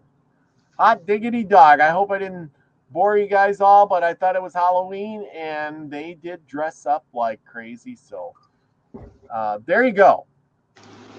Anyway, story time. When they face painted themselves, it was almost like Halloween. Because sometimes, they were asked sometimes, why did you paint your face to make you look so, like that, so devilish and whatever. Well, we wanted to scare our enemies. Yeah. They did it on purpose. No, well, I wanted to put on this dark face and everything because I want to scare my enemies, So, but yeah, okie dokie. Mm-hmm. There's Amber Dawn. He had fun with the children giving away that candy tonight. Candy's darn expensive now. Whew, those kids are making out like bandits. They're probably collecting all that candy and running down on the side street. Hey, I got candy, $5 a bar. They're giving away at the houses, but I'm selling it in the back street. Oh, no, there you go. Bootleg candy bars, like right. Back in the day. I guess they still do it, but we used to buy bootleg cigarettes by the carton out of somebody's trunk, Oh yeah. So we got stories tonight. 3 of them. Yeah, a couple of short ones. Yeah, wait. Stone Cold and Frost. Oh, doggone it. Where's my cursor gets lost on my page. And so this is Stone Cold and Frost. The character is Genosqua, Stone Cold and Frost. So here we go. A long time ago, some Senecas went out to hunt. A stonecoat came to their camp and said, I want to stay in your camp. If you will let me stay, you will have good luck. The hunters let him stay, and from that time on, they had great luck. When it was time for them to go home, Stonecoat said, I will pack up each man's load of meat and skins. They had dried meat, and buckskins, and fur. Stonecoat packed in a bundle what he thought each man could carry. Then he shook the bundle till it became small. He told the men when they got home to throw the bundles on the ground, and they would be as large as when he packed them. Then he bade them goodbye, saying, I hope you will come here next winter and we can be together again. The next winter, those hunters went to the same hunting ground. A young stonecoat came to their camp and said, My father has sent me to bring one of your party to his place. One of the men volunteered to go. Maybe, said he, we will live longer by doing as he wishes. And he went with the young stonecoat. When they came to Stonecoat's house, the old man said, My son, I sent for you because I want you to marry my daughter. You need not be afraid. I will make my people understand that they are not to harm you. The man married Stonecoat's daughter. The old man got something that looked like a bone and rubbed it over his son-in-law's hands, feet, and body, then told him to go hunting. The young man felt himself grow strong and felt that he could carry anything he laid his eyes on. There was a young stonecoat who loved the old man's daughter and had wanted to marry her. He was angry at the Senecas, and going to him, he said, You and I must have a foot race. If I outrun you and win, I will cut off your head and take your wife. If you win, you may cut off my head. The next day came for the race. All of the Stonecoat people assembled. The father-in-law said to the Seneca, You needn't be afraid. I will help you. And taking a substance out of a stone box, he rubbed it all over the young man's body. The opponents locked hands and ran. When they reached a certain small tree, they were to let go of hands and run on. But Stonecoat held to the young man's hand till they had bent down the hemlock tree and were nearly at the end of it. Then Stonecoat let go. The tree sprang up and sent the Seneca a long distance back behind the crowd. But he hurried forward, outran Stonecoat, and cut off his head. The end. Wow. How come they always end up cutting their heads off? I don't know, decapitation seems to have been popular all over back then. Yeah, it was like, I mean, how many stories would we? If I win, I cut off your head, and if you win, Yeah, you can cut mine off. You We know, had that story where the one man said, where he made the man go through several trials, and yep, but at the end it was cut off your head. So yep, yeah, yeah. there's a lot of that. Oh man, yeah, but there was a lot of that. I mean, I think we read two or three, four stories at least like that. At the end, it's always like, and he went there and he cut off their head. He Yeah. went there and he cut their heads off, and it's like, oh my gosh, all they're cutting their heads off all the time. There's got to be something to it. Anyway, Yeah, the significance of beheading them. yeah. Okay, what do we got next here? The next story is Rain Old Man and the Horned Snake. Lightning. There you go. There is the one. That's got to be it. Once, when the Senecas were at war with the Cherokees, they got very hungry, and seeing a bear, they chased it till it came to a den, and one of the men followed it into the den. When some distance in, he no longer saw the bear, but he saw a fire, and around it a number of men.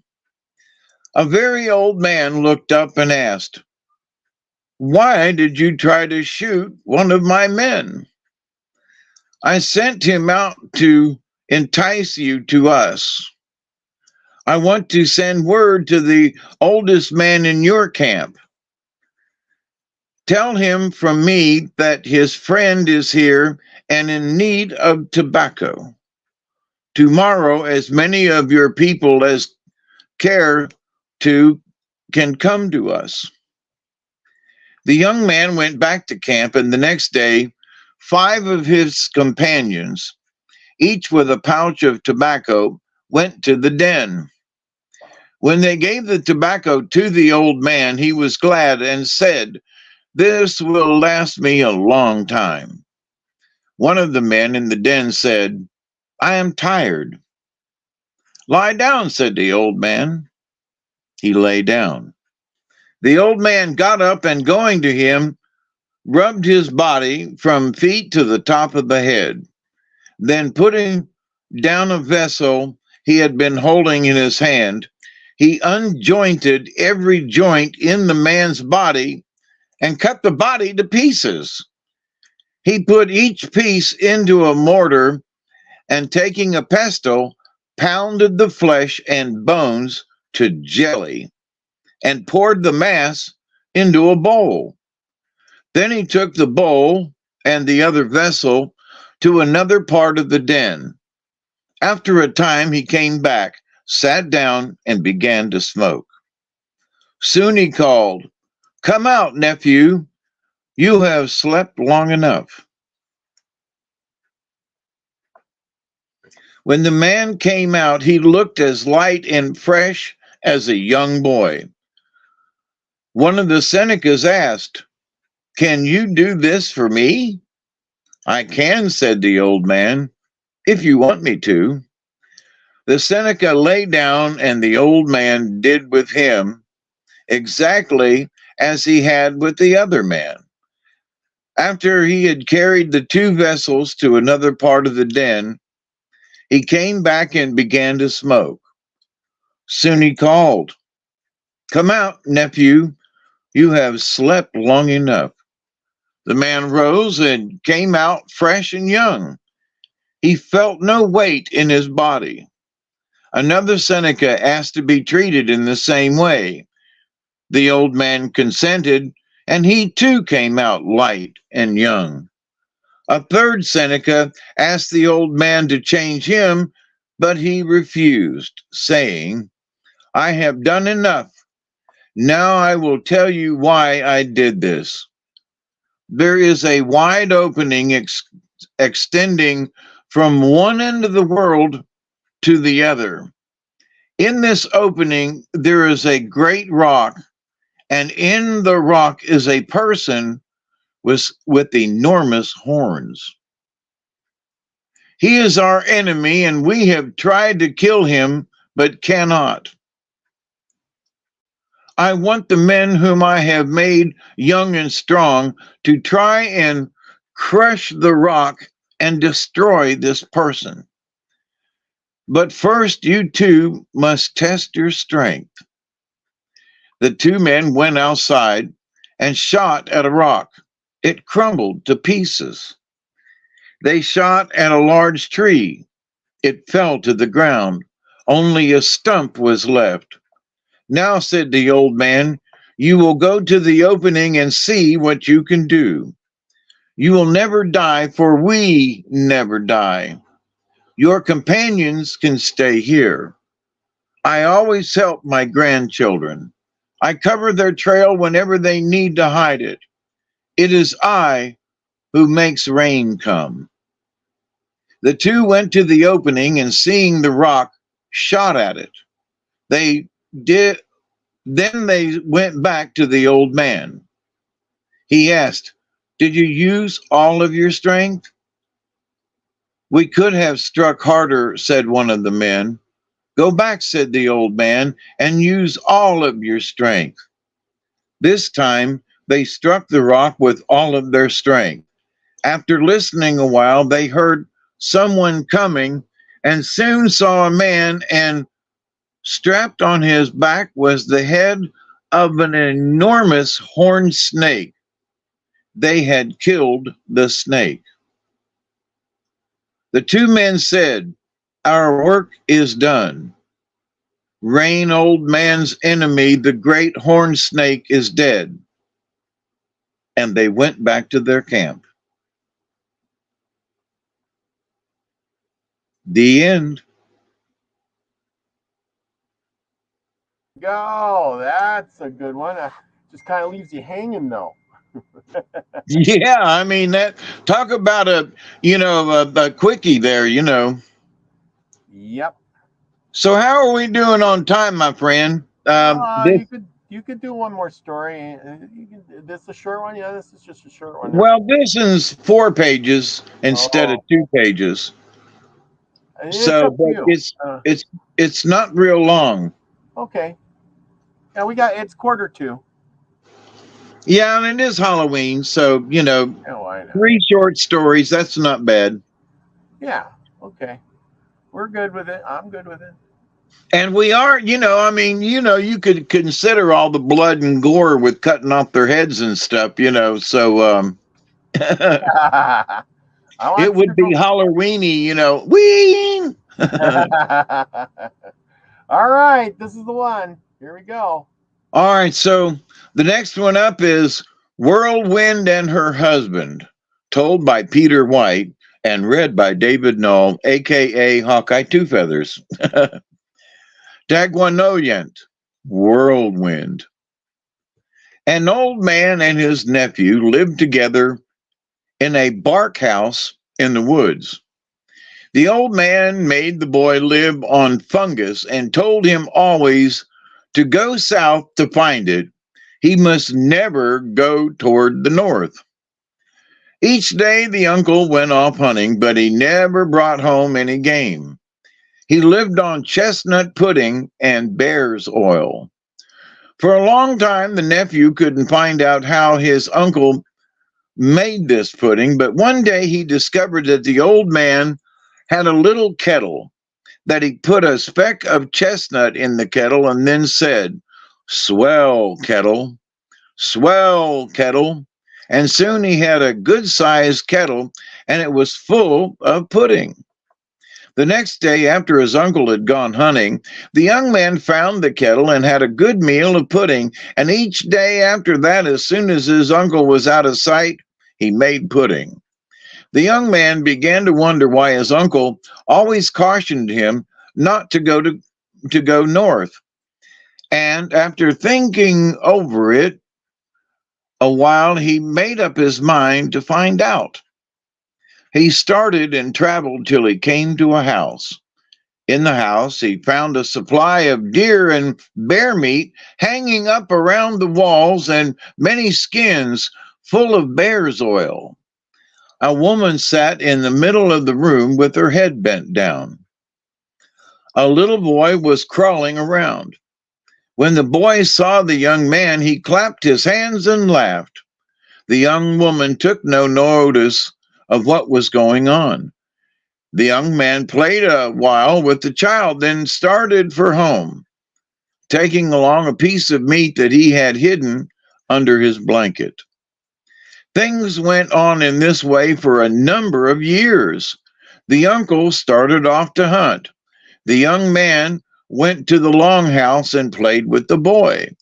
The woman never moved or spoke. The boy was perhaps 15 years old when one day he said to the young man, "You and I are cousins. Your uncle is my father, and this woman sitting there is my mother." The young man asked, "Why does she never speak?" The boy didn't know. The young man asked the woman different questions, but she wouldn't answer. Then he took his bow and shot an arrow at the skin of bear's oil, which hung above her head. The arrow cut the skin, and the oil ran out and fell on the woman's head and face. She was very angry, but she didn't speak. The meat in the house was game that the uncle brought. He came late in the day after his nephew had gone home. So in all those years, they never met at the longhouse. That evening, when the uncle came and found the skin broken and the oil spilt over the woman's head, he suspected his nephew had been there. When he reached home, he asked, "Have you been at the longhouse?" "I have," said the nephew. "I have been there every day now for many years. I have eaten meat there. I haven't eaten fungus for a long time." "Did you break the skin and let the oil out?" "I did," said the nephew. "You have done great harm," said the uncle.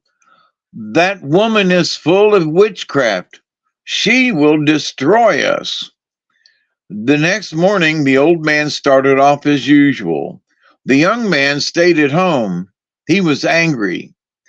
He raised the cover of the couch, took out the little kettle, put water into it, and a large piece of chestnut.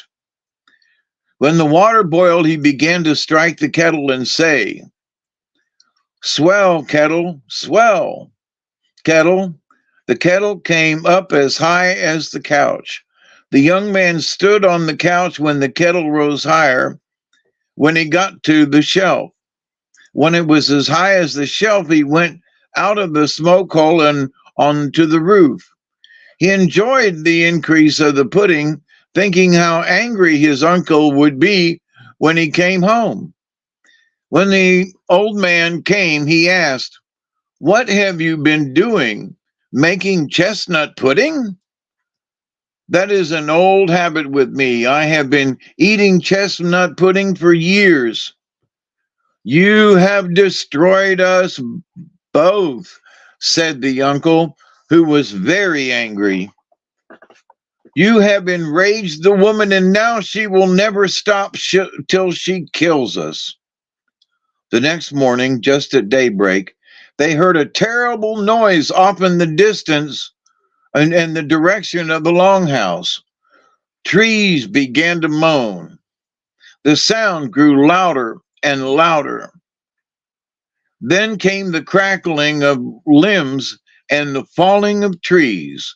An awful storm was coming, and the woman was in the middle of the storm. She swept over the house, tore it from the ground, caught up the uncle, and carried him away. The nephew had hidden. She didn't find him. That day, the young man went to the longhouse as usual. The woman was sitting there silent and motionless, as if nothing had happened. He asked the boy what his mother had done with his father. "I don't know what she has done with him," said the boy. "She went off with him and came back without him. Tomorrow she will come for you." The young man went home to make ready for the woman's coming. He had a mole for for his medicine. He crept into the mole, and the mole went deep into the ground under the torn down house. In the morning, the woman came with terrible fury, uprooting all the trees in her path, but she couldn't find the young man. After she had gone, he came from his hiding place and went to the longhouse. The woman sat there as silent and motionless as before. "Where were you this morning?" asked the boy. "My mother couldn't find you." "I was right there under the house." When he went home, he prepared for the storm, and at daylight the next morning it came. He was in the mole, and the mole was in the ground, and the woman didn't find him. At last she made herself into a whirlwind, whirled around and around. Then swooping down, she dug a deep hole in the earth, lifted the ground, and went to the sky, carrying the mole along in the dirt. The mole fell, and the young man was killed. The woman went home satisfied. The mole breathed into the young man's mouth, and by putting breath in and drawing it out, brought him to life. And right away, he set out to find his uncle. He went beyond the longhouse, traveled as fast as he could, all day and all night, carrying the mole with him. The next morning at daybreak, the woman came with a terrible storm.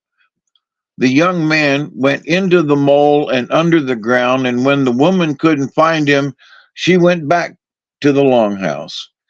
The young man traveled a second day and night. The next morning, the woman came with a terrible storm. She found where her nephew was, and scooping up the earth, she carried him far into the sky. The mole fell to the ground. The young man was killed, and the woman went home satisfied. The mole brought the young man to life, and putting the mole in his belt, he ran on as fast as he could. That night he slept deep in the ground between two great rocks on a mountain. At daybreak the woman came, but she couldn't find him. That day the young man traveled till he came to a house in an opening, and near the house, under under the under the roots of a great elm, he found his uncle. The tree was standing on his breast. The old man was only skin and bones, but as soon as he saw his nephew, he begged for a smoke.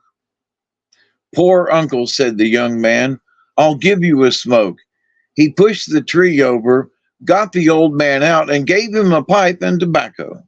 As soon as he had smoked, he was well and strong. The next morning, the woman came again. By watching, the nephew had discovered that she came in a narrow path and that it was possible to get away from her. He told his uncle to run toward the west and keep out of the path. Then he went into the mole, and the mole went under the ground.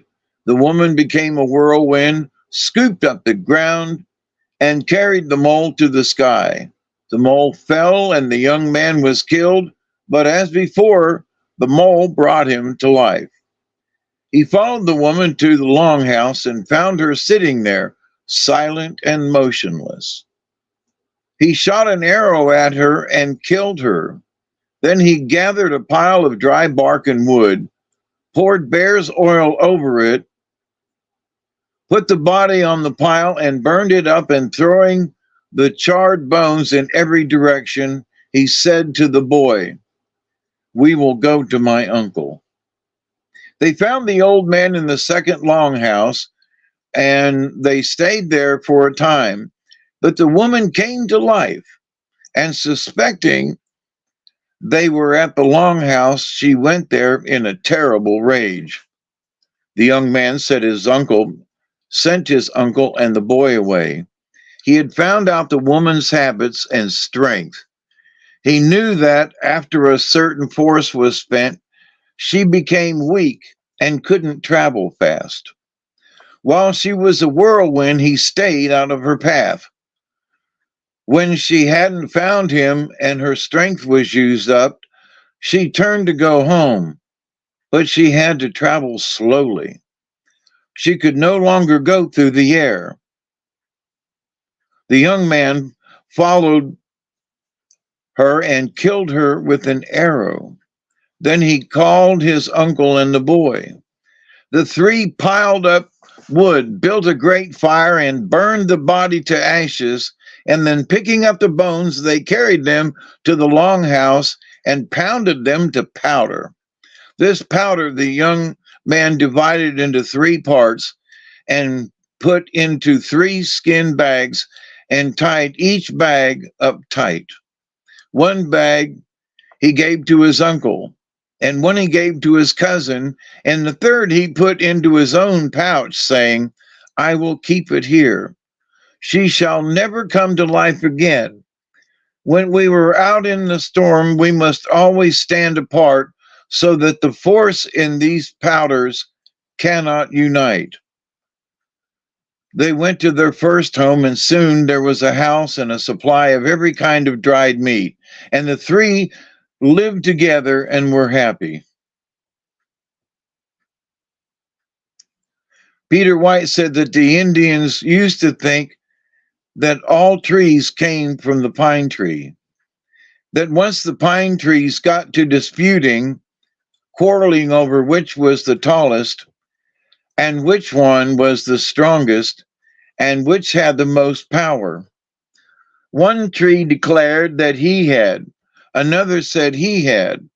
At last, one lofty pine got so angry that he struck his nephew on the head and pressed him down with such strength that he crowded his branches together and spread them out. After that, the nephew was a hemlock. All hemlocks came from this pine, which the wrath of the great pine had maimed and spread out. Interesting, eh? Yeah, very interesting. A little history and a little bit of the, you know, of the Yeah, but there was story. still blood and gore. They cut up the girl and they cut up the woman and stuffed her in a There you go. There's your and then haunted burned her story. body like a witch. And so there was there was Halloween in those stories. That's You know, right. Haunted story of the day. Oh yeah.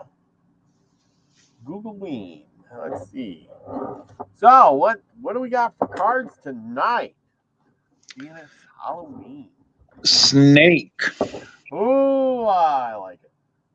And snake is transmutation, which is sort of a Halloween thing. You put on a costume and transfer into that costume, for the day or night or whatever. Absolutely. So snake, come crawling. There's fire in your eyes. Bite me, excite me. I'll learn to realize. The poison transmuted brings eternal flame. Open me to heaven to heal me again. So snake medicine people are very rare. Their intention involves experience in living through multiple snake bites. The power of snake medicine is the power of creation, for it embodies sexuality, psychic energy, alchemy, reproduction, and ascension or immortality. The transmutation of the life-death rebirth cycle is exemplified by the shedding of snake skin. It is the energy of wholeness, cosmic consciousness, and the ability to experience anything willingly and without resistance. It is the knowledge that all things are equal in creation, and that those things which might be experienced as poison can be eaten, ingested, integrated, and transmuted if one has the proper state of mind. Thoth the Atlantean who later returned as Hermes and was the father of alchemy, used the symbology of two snakes intertwining around a sword to represent healing. Complete understanding and acceptance of the male and female within each organism creates a melding of the two into one. I lost my place. Oh, thereby producing divine energy. You can't have one without the other. There's no balance. This medicine teaches you on a personal level that you are a universal being. Remember that. We are all universal beings. Through accepting all aspects of your life, you can bring about the transmutation of the fire medicine. This fire energy, when functioning on the usual plane, on the material plane, it creates passion, desire, procreation, and physical vitality. On the emotional plane, it becomes ambition, creation, resolution, and dreams. On the mental plane, it becomes intelligent, power, charisma, and leadership. When this snake energy reaches the spiritual plane, it becomes wisdom, understanding, wholeness, and connection to the Great Spirit. If you have chosen this symbol, there is a need within you to transmutate some thought, action, or desire so that wholeness may be achieved. This is heavy magic. But remember, magic is no more than a change of consciousness. Magic is no more than a change of consciousness. Become the magician or the enchantress. Transmute the energy and accept the power of the fire. So, the Great Spirit, when the snake energy reaches a spiritual plane, it becomes wisdom, understanding, wholeness, and the connection to the Great Spirit. So if you're seeking, like a lot of us are, the spiritual plane, you don't have to meditate long on snake, because that's just a way to, for wisdom and understanding and wholeness and the connection to the Great Spirit. So keep that in mind. Yep. Wisdom. Yep. Wisdom. Transmutation. I like it. I like it. And also healing. I mean, the two snakes represent healing and so forth. So it's not just that, but I think the reading for tonight, would be more inclined, for the wisdom and so forth. That's just my humble opinion. And we need all the wisdom we can get right nowadays. Yeah, I think why it stimulated, that method of thinking, and because there's so much chaos in the world right now, and people are going off on left side, right side, arguing about all kinds of stuff. And, it requires wisdom. Yes. To shut up. And just, it's like, just nod your head up and down. Well, what do you think about it? Well, it'll work out. But whose side are you on? Neither nor both, whatever. But, everybody's trying to get, sucked into the war one way or another. And we need to just keep our eye on it, We don't need to go, and we should, keep that in mind. But, they're trying to draw us into all kinds of conflicts these days, and it takes wisdom and courage, to try to stay out of it. And that is true. That is true. Yeah, wisdom and courage to stay out. It's easy to go to war. It's hard to stay at peace. Well, and even with each other, I mean, they're trying to divide us all the time. It's not just the war with the two countries thingy. It's a war for good and bad and evil, and that war is with um, mainstream media and different pundits and Democrat Republicans. I mean, the war is all over the place. It's not just over there with Israel. And so, but the idea that there is just another, stab in the, well, I was going to say a stab in the back, but, with the war in Israel going on, and that because, we've got enough troubles, we didn't need that too, but, they throw that at us and want to divide us even more. Mm-hmm. So, and to the point, though, it takes wisdom and especially courage to just stay out of it. I mean, just warring between neighbors, just talking about it, and relatives. Well, I think we should be. Well, I think we shouldn't be. And, so the war just ain't, one thing. So, but the courage is to stay out of it. Mm-hmm. Yeah, it is. It is. I agree. Hey, so you got a show tonight? I think so. For a little while. Okay. Well, that sounds good. We concluded pretty good with our a little over 2 hours, but we're good. How about that? How about that? And did 3 stories tonight. 3 stories. And a reading. So, we're right on time. We're right on time. We're 101. This is Storytelling 101. Thank you all for coming. Mark the Spark, the Ark, and Chloe, Witchy Moon, Elderberry. I hope you all enjoyed. Lucky Stone, I know you're hanging out. Amber Dawn. Thank you all. Michelle Canny, I'm free. Everybody who couldn't stand. Regine Hutchinson, thank you.